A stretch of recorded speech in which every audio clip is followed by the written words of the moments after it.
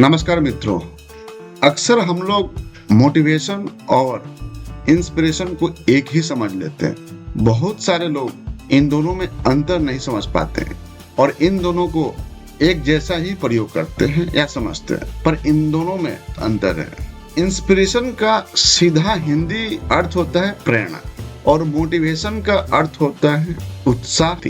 Inspiration प्रेरणा अंदर से उठने वाली भावना होती है, दिल और दिमाग में एक स्पार्क पैदा करती है, कोई विचार या क्लैरिटी मिलती है। जबकि मोटिवेशन उत्साह यह आपको काम करने के लिए एक पुश देता है, एक धक्का देता है, यह बाहर से आता है। तो इंस्पिरेशन एक आंतरिक शक्ति है और मोटिवेशन एक बाहरी शक्ति है जो व्यक्ति के अंदर किसी को लक्ष्य को हासिल करने के लिए ताकत देती है।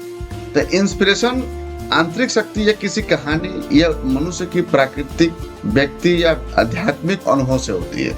अब मोटिवेशन या बाहरी एक्सटर्नल से आता है और किसी के जैसे किताब देख लिए, किसी का वीडियो देख लिए, किसी का स्पीच सुन लिए, तो ये सब मोटिवेशन है। इंस्पिरेशन क्या होता है? आपके जीवन तक असर रहता है या तो जीवन भर असर रहता है इंस्पिरेशन का। यह जब आपका सोच बदलेगा तो ही बदलेगा। और मोटिवेशन ये जल्दी बढ़ता है और जल्दी खत्म हो जाते हैं।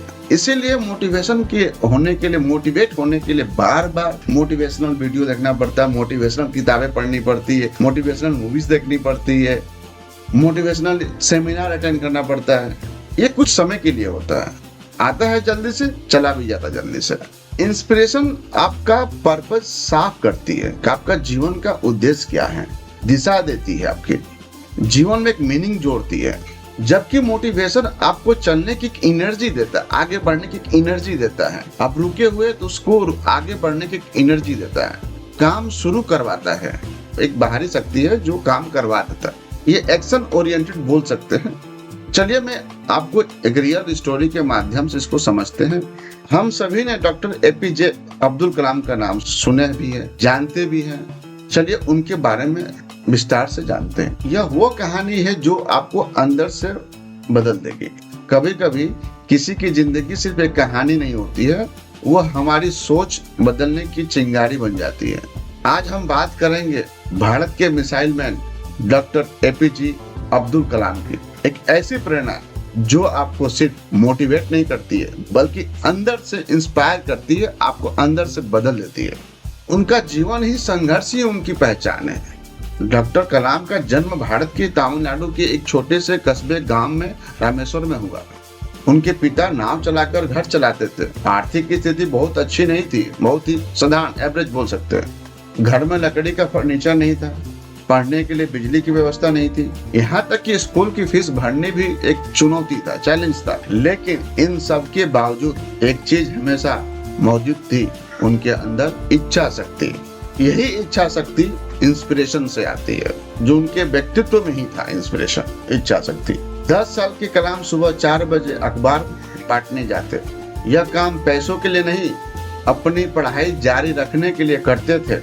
एक दिन स्कूल में उनकी टीचर ने छात्रों को पंछियों की उड़ने की बात पंछियों की उड़ान समझा रही। लेकिन असली प्रेरणा तब मिली जब टीचर ने कहा कि कलाम, एक दिन तुम भी आकाश को छुओगे। यह वह मोमेंट ऑफ इंस्पिरेशन था जिसने उनके अंदर में साइंटिस्ट बनने की आग जलाई। यह मोटिवेशन नहीं था, यह अंदर की उठी हुई इंस्पिरेशन थी, चिंगारी थी। ऐसा नहीं कि कलाम के सपने नहीं टूटे, कलाम के सपने भी टूटे। कलाम ने इंजीनियरिंग की पढ़ाई पूरी करने के बाद इंडियन एयरफोर्स में जाना चाहते थे। उसके लिए कोशिश भी की, लेकिन वे 9वें स्थान पर है, जबकि चयन केवल सिर्फ 8 लोगों का ही होना था और उनका पोजीशन 9वें पर था। यह उनके सपने पर सीधा आघात था। लेकिन यहाँ पर उन्होंने अपना आत्मबल, अपने सपने नहीं तोड़े, हार कर नहीं बैठे। यहीं पर वास्तविक इंस्पिरेशन दिखती है। उन्होंने हार नहीं माना। उन्होंने खुद से कहा, अगर मैं नहीं उड़ सकता तो मैं दूसरों को उड़ाना सिखाऊंगा।